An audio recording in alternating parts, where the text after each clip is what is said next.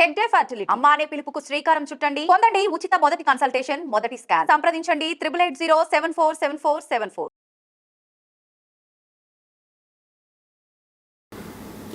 అసలు ప్రపంచంలో ఎక్కడ చూసి ఉండం ఇటువంటి గవర్నమెంట్ దుర్మార్గాలు నియంత్రణ పరిపాలించిన చోట కూడా ఇట్లాంటివి వినుండం మన ప్రజల నుంచి. ఇంకా ఏడాది నిండాలి దీనికి. వాస్తవానికి అద్భుతంగా సంవత్సరం నిండిందని చెప్పి ఉత్సవాలు చేసుకోవాల్సిన దీనికి ప్రజలు తద్దినం పెట్టే పరిస్థితి వచ్చేసింది ప్రభుత్వానికి. గట్ల నడుస్తుంది ఈ ప్రభుత్వం. ఇక ఇటువంటి పరిస్థితులలో ప్రతి ఒక్కరు మాట్లాడుతున్న మాట ఏంది? కేసీఆర్ మళ్ళీ కావాలి. కూలగొట్టబడ్డ హైడ్రా ఇండ్ల బాధితుల నుంచి, ఇక రైతులు, వ్యవసాయాలు, ఊళ్ళలో మహిళలతో నుంచి మొదలు పెడితే ఆఖరికి ఏ ప్రభుత్వ ఉద్యోగస్తులు అయితే మమ్మల్ని వెనక్కి పంపించడం కొంత కారకులైనరో వాళ్ళ నుంచి వస్తున్న మాట మళ్ళీ ఇట్లాంటి ప్రభుత్వాన్ని మేము అనుకోలేదు, వస్తుంది అనుకోలేదు, పొరపడ్డాం, కేసీఆర్ రావాలి అన్నమాట వాళ్ళు చెప్తున్నారు. కాబట్టి ఇక ఇప్పుడు మేము వస్తామా రామా అనే దానికి అనుమానాలు ఎక్కర్లేదు, మళ్ళీ వస్తారు. కేసీఆర్ గారు ఒకే ఒక సమావేశంలో చెప్పిన మాటలు ప్రతిరోజు గుర్తు చేసుకుంటున్నారు. మీరు ఎవరేం తొందరపడకండి, మీరు ఎవరేం విమర్శ చేసే పని లేదు, ప్రజలు మిమ్మల్ని వెతుక్కుంటూ వస్తారు, వచ్చేటట్టు వాళ్ళే చేస్తారు అనే మాట చూడండి. కేసీఆర్ గారు ఇప్పుడు కేసీఆర్ గారిని పట్టుకోవాలంటే కేసీఆర్ గారి ఫామ్ హౌస్ వెతుక్కుంటూ వెళ్ళాలా?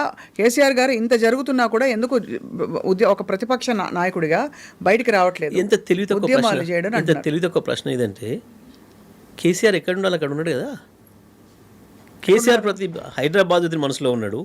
కేసీఆర్ ఈ ప్రభుత్వం చేత మోసపోయిన ప్రతి రైతు నోట్లో ఉన్నాడు. కేసీఆర్ ఈ ప్రభుత్వం చేత మోసపోయిన నిరుద్యోగుల మనసులో ఉన్నాడు. ఎక్కడ పోయినా కేసీఆర్ గురించి వాళ్ళు తలుస్తుంటే కేసీఆర్ లేడనుకోవడం ఒక తెలివి తక్కువ వాదన తప్ప ఇంకోటి కాదు. అయితే కేసీఆర్ గారు బయటికి రాకపోవడానికి ఇదే కారణం అంటారు? అంటే అవసరం లేదంటారా ఆయన కోణ నుంచి? ఏంటి సార్, ఎందుకంటే ఇప్పుడు ప్రతిపక్షం మాకే ఆన్సర్ లేదు, ఇక కేసీఆర్కి ఏం ఆన్సర్ ఉంటుంది? వీళ్ళకి మాకే ఆన్సర్ లేదు. మామూలు కార్యకర్తలుగా, కేసీఆర్ పార్టీ వర్కర్స్గా ఈ ప్రభుత్వం నుంచి ఏ ప్రశ్నకు ఆన్సర్ లేదు. అప్పుడే ఇప్పుడు మమ్మల్ని చూసే భయపడుతున్నారు.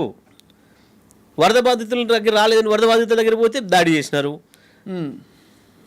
కొండారెడ్డిపల్లిలో పాపం మాదన్కి ఎందుకండి, మీ ఛానల్స్ మిత్రులే, కొండారెడ్డిపల్లిలో రైతు బంధు మొత్తం వచ్చిందా అడుగొస్తామని పోతే ఎందుకంత భయం, ఎందుకు దాడి? పాపం మహిళలను చూడకుండా జర్నలిస్టుల మీద దాడులు, పాపం జర్నలిస్టులు వాళ్ళ స్టూడియో నుంచి బయట దిగగానే కాపు కాసి దాడులు. ఎందుకు ఇది? ఎన్ని కేసులు పెట్టారు ఇప్పటికి మా మీద? మమ్మల్ని చూస్తేనే మాకు ఆన్సర్ చెప్పే పరిస్థితిలో లేవు, సాధారణ ప్రజలకు ఆన్సర్ చెప్పే స్థితిలో లేవు, యూత్కి ఆన్సర్ చెప్పే పరిస్థితిలో లేవు, రైతులకు ఆన్సర్ చెప్పే పరిస్థితిలో లేరు. ఇక మీకు కేసీఆర్ కావాలన్నా? ఇంకా కేసీఆర్ ప్రజల మనసులో ఉంటాడు, నాయకుడు ఎప్పుడు ప్రజల మనసులో ఉన్నాడు, వాళ్ళు ఎదురు చూస్తున్నారు.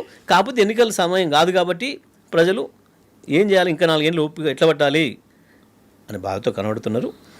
కేసీఆర్ ఏందో అందరికీ తెలుసు, మాకంటే వాళ్ళకి ఎక్కువ తెలుసు అంతే అంటారు. ఎప్పుడు ఎట్లా రావాలనో, ఎప్పుడు ఏం చేయాలనో కేసీఆర్ తెలిసినంత ఎవరికి తెలియదు, అందులో సందేహం లేదు. పాపం ఇప్పుడు ఎందుకు కేసీఆర్ కోరుకుంటున్నారు పాపం. ఈ దీపావళికి పొంగులేటి గారు ఏదో బాంబులు పేల్చబోతున్నారని చెప్పి వినికిడి.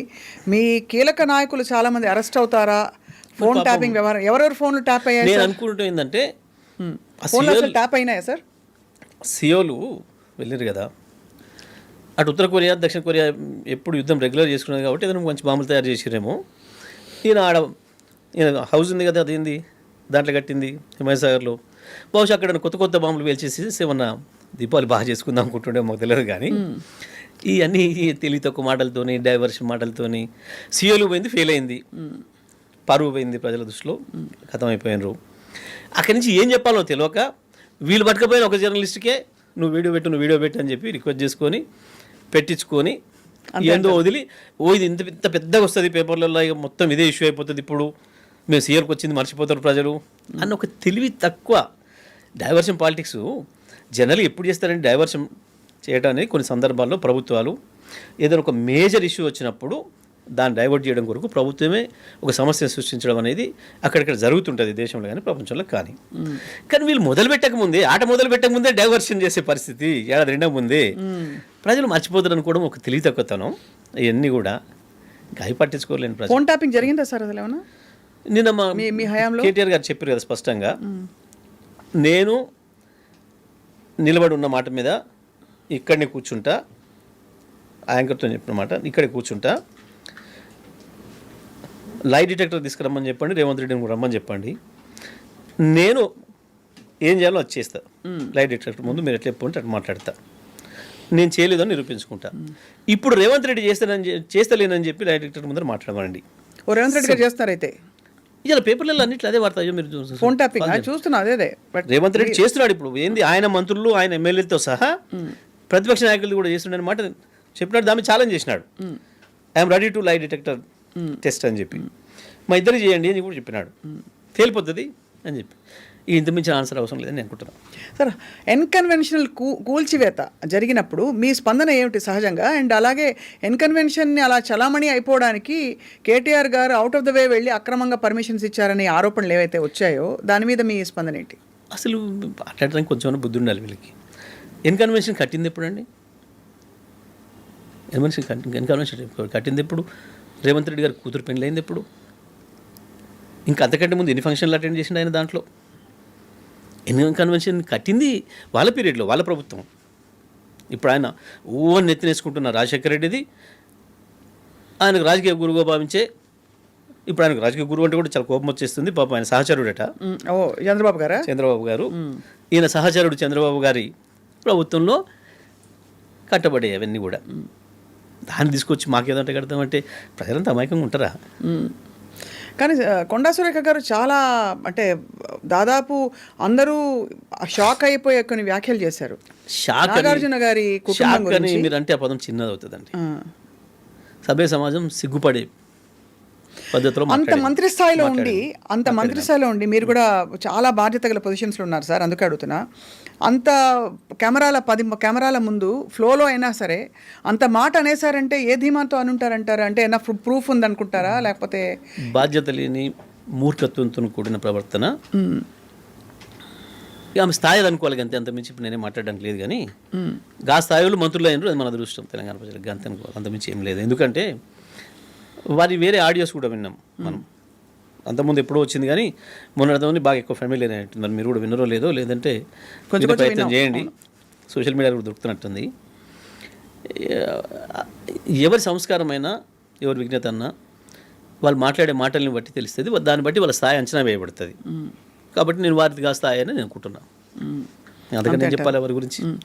ఈరోజు హైడ్రా చాలా అంటే దూసుకుపోతూ దాదాపుగా చాలా దూకుడుగా పేద ధనికులు అనే తేడా లేకుండా సర్వేలు చేస్తూ జనం ఆవాసాలని బేసికలీ తొలగించే ప్రయత్నంలో ఉండి జనం చాలా క్షోభపడుతున్నారు. కానీ హైడ్రా అనే సంస్థ మాత్రం మేము చేసేది కరెక్ట్, ఈ గవర్నమెంట్ తీసుకున్న ఒక విప్లవాత్మక నిర్ణయం మీద గొప్పగా ఉద్ధరించబోతున్నాం అనే ధీమాతో ముందుకు పోతుంది. మీరు ఎలా చూస్తారు సార్ ఈ విషయాలని?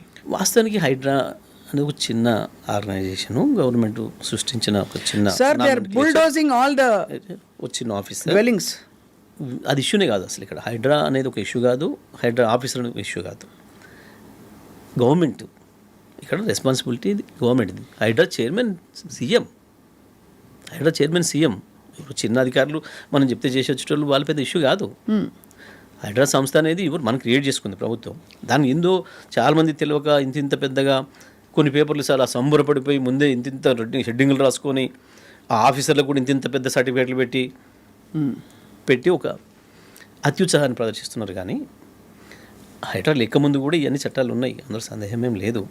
కానీ హైడ్రా పేరు మీద ఇవాళ జరుగుతున్న విధ్వంసం అది ప్రభుత్వం తప్పించుకోవడానికి హైడ్రా మీద పెడుతుంది. కానీ ప్రతి కూల్చివేతకి మూలం సీఎం మాత్రమే, అందులో సందేహం లేదు. కూల్చబడుతున్న అన్నీ కూడా సీఎం కూడా కొట్టినట్లే తప్ప Hydraa what is Hydraa, who is that officer వాళ్ళ పెద్ద ఇష్యూ కాదు. ఆయన తీసేసి చెప్తే పొద్దున ఇంకో ఆయన పెట్టుకుంటాడు, అది ఇష్యూ కాదు. జరుగుతున్న ప్రక్రియ ఏంది అనేది చూడాల్సింది. దానికి బాధ్యులు ఎవరు? ప్రభుత్వమే పూర్తి బాధ్యత. దీంట్లో ఇప్పుడు వీళ్ళు చేసిన విధ్వంసం మామూలుది కాదు. మొత్తం హైదరాబాద్ నగర భవిష్యత్తు మీదనే దాని ప్రభావం పడింది. మనం చూస్తున్నాం ఇవాళ రియల్ ఎస్టేట్ రంగం ఏమైంది అనేది మనం చూస్తున్నాం. పాపం అంతకుముందు మనం ఎక్కడ చేసినా ఇంత పెద్ద బోర్డులు ఫ్రంట్ లేక్ అని పెట్టుకునేటోళ్ళు పాపం. ఇప్పుడు దాన్ని అర్జెంటుగా తుడిచేసి లేక్ మనం చాలా దూరంగా ఉన్నామని పెట్టుకోవాల్సిన పరిస్థితి వచ్చేసింది. అదే లేక్ ఫ్రంట్ నుంచి అదొక చాలా డిజైరబుల్ ప్రాపర్టీ నుంచి ఇప్పుడు మీరు వాళ్ళు మాటలు అనుకోవడం ఇట్లా అంతా అవుతుంటే పాపం బీజేపీ బాటలు అట్టిపండా సార్ స్ట్రాంగ్ అవుతుండ్రంటారా?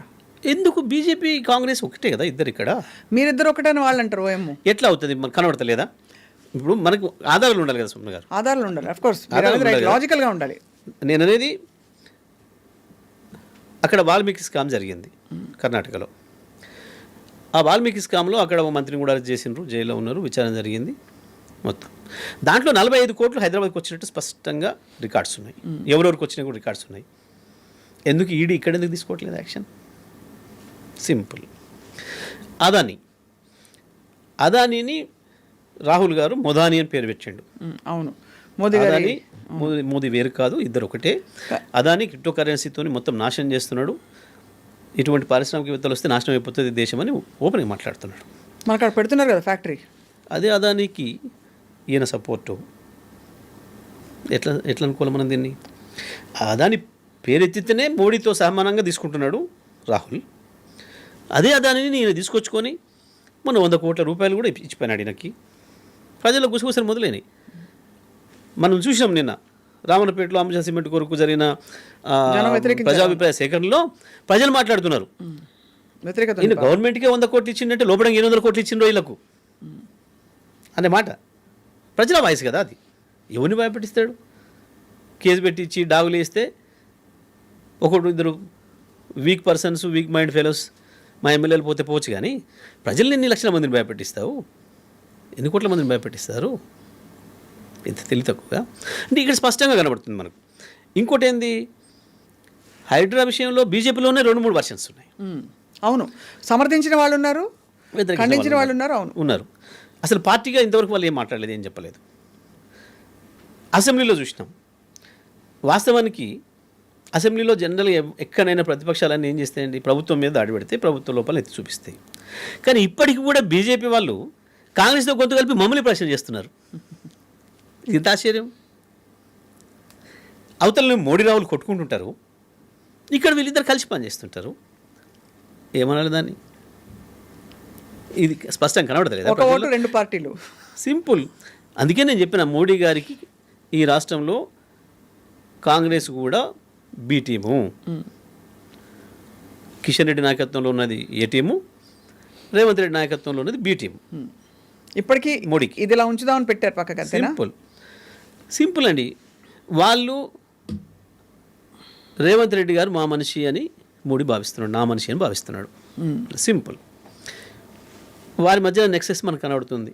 అదాని, మోడీ, రేవంత్ క్లియర్గా. ఈ మధ్యన మళ్ళీ చంద్రబాబు కూడా తోడేయండి నాకు. వాళ్ళ గురువు గారు అంటే ఒప్పుకొని సహచరుడు. ఇలా అంతా ఒకటే క్లియర్గా